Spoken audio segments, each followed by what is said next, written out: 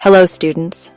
Today we're going to explore something fascinating in industrial microbiology, the fermentative production of glutamate and how we recover it as a product. Glutamate is not just a biochemical, it's one of the most widely produced amino acids in the world. Glutamate, or more specifically monosodium glutamate, MSG, is used as a flavor enhancer in food, as a building block for proteins and chemicals, and as a precursor for other amino acids. With such huge demand, microbes are the heroes that make large-scale production possible.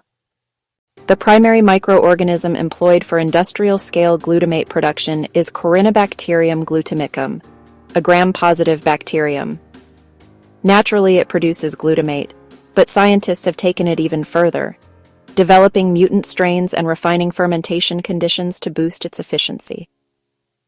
This bacterium, commonly known as the Glutamate Factory. Why? Because it's a tiny microbial powerhouse where naturally produces large amounts of glutamate from sugar. This remarkable bacterium has revolutionized the biotechnology industry. Here's how the production works, step by step. First selection of raw materials includes sugars such as glucose, sucrose, or molasses serve as carbon sources, providing energy for microbial growth and glutamate formation. Next comes the preparation of the growth medium, a crucial step in fermentation. This medium provides mainly sugars as carbon sources, ammonium salts as nitrogen sources, biotin as a vital growth factor, and minerals like magnesium, potassium, and iron to support enzymatic activities and overall metabolism. The third step involves metabolic regulation, where key nutrients like biotin play an important role. For example, when the medium contains low levels of biotin, the microbial cell membrane becomes slightly leaky, allowing glutamate to be released into the broth or medium. Now, we reach the fermentation or growth conditions. This process is aerobic, carried out at a temperature of around 30 degrees Celsius, with the pH maintained between 7.0 and 8.0.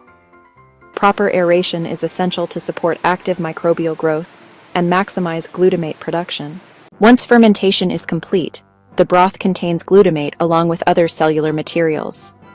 The recovery process then takes place in several stages. Step 1: filtration, char, centrifugation. Cells are removed from the broth. Step 2: conversion. Glutamic acid is recovered by adjusting pH and adding hydrochloric acid. This makes glutamic acid crystals precipitate. Step 3: separation. Crystals are filtered and purified. Step 4: conversion to MSG. Finally, glutamic acid is neutralized with sodium hydroxide to form monosodium glutamate, MSG. MSG can be used for instant noodles, soups, sauces, and snacks to pharmaceutical intermediates and animal feed.